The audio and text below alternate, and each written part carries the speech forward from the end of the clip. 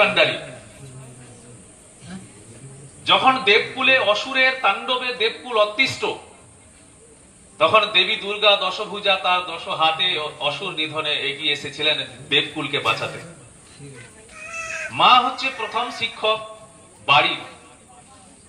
আমাদের অনুশাসনের দ্বারা আমার বাড়ির সন্তান, আমার বাড়ির বাকি যে সদস্যরা তারা অনুশাসিত হবে। আজকে যেভাবে করে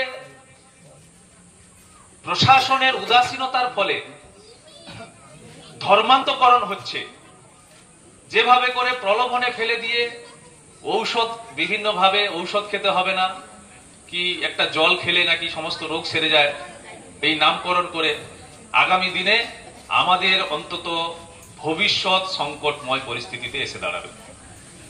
কেন? কয়েক দিন আগে বাংলাদেশের ঘটে যাওয়া ঘটনা আপনারা অনেকেই শুনেছেন।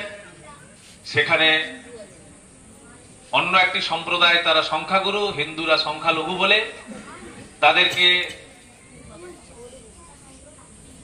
বেছে বেছে তাদের বাড়িতে ঢুকে গিয়ে মায়েদের ধর্ষণ করা হয়েছে, লুট করা হয়েছে, দোকানপাট, তাদের বাড়ি ঘর তোর জ্বালিয়ে দেওয়া হয়েছে, তাদের সম্পত্তি বাজেয়াপ্ত করা হয়েছে।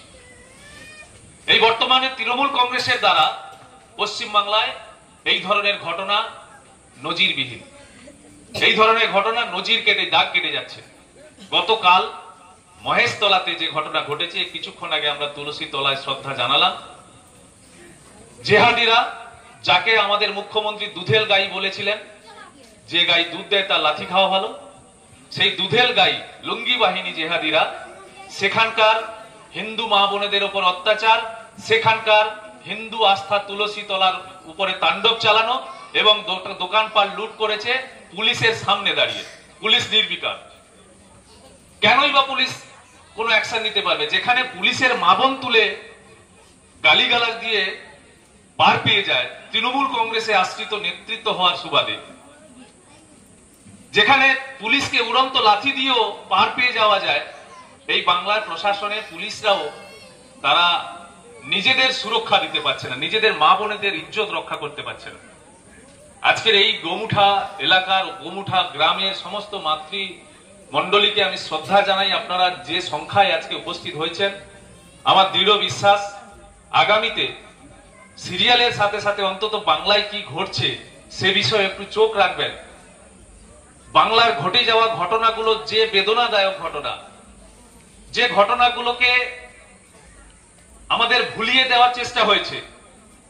আপনারা প্রত্যেকে অন্তত জেনেছেন যে আরজি করে একটা ঘটনা ঘটেছিল, বোন অভয়াকে যেভাবে করে একজন বাবা মা তার বাড়ির একমাত্র কন্যা, তাকে পড়াশোনা করিয়ে ডাক্তারি পড়িয়ে আরজি করে ডাক্তারি পড়ানোর চেষ্টা করিয়েছিলেন, ডাক্তারি পড়ানোর জন্য তাকে পাঠিয়েছিলেন।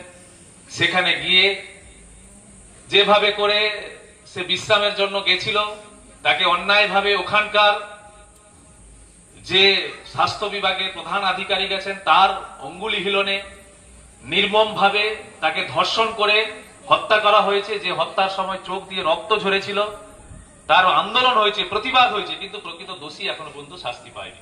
আপনারা প্রত্যেকে অবগত হয়েছেন। আজকে আমার বাড়ির সন্তানটি, আপনারা প্রত্যেকে বুকের বাম দিকে হাত দিয়ে বলুন তো, বর্তমান বাংলার যে পরিস্থিতি, কিংবা গোমুঠার যে পরিস্থিতি, ঈশ্বরপুরের যে পরিস্থিতি, চণ্ডীপুরের যে পরিস্থিতি, রাত্রি 8টার সময় আমার বাড়ির 9-এ পড়া মেয়েটা, 10ম শ্রেণীতে ট্রেনে পড়া মেয়েটা, একাদশ শ্রেণীতে পড়া মেয়েটা রাত্রি 8টার সময় টিউশন থেকে একা বাড়ি সুস্থভাবে ফিরতে পারে, আমি নিশ্চিন্তে বাড়িতে থাকতে পারি। বাবা বা দাদাকে কাউকে পাঠাতে হয় যাতে সুস্থভাবে ফিরতে হয়। এর আগে তো এরকম পরিস্থিতি ছিল না। সমাজ ব্যবস্থা রাজনীতিকরণের কারণে ভেঙে দিয়েছে। একটা সম্প্রদায়কে রাজনৈতিক ঢাল হিসেবে ব্যবহার করে তাদেরকে সমাজ ব্যবস্থা ভেঙে দেওয়ার জন্য এগিয়ে দেওয়া হয়েছে।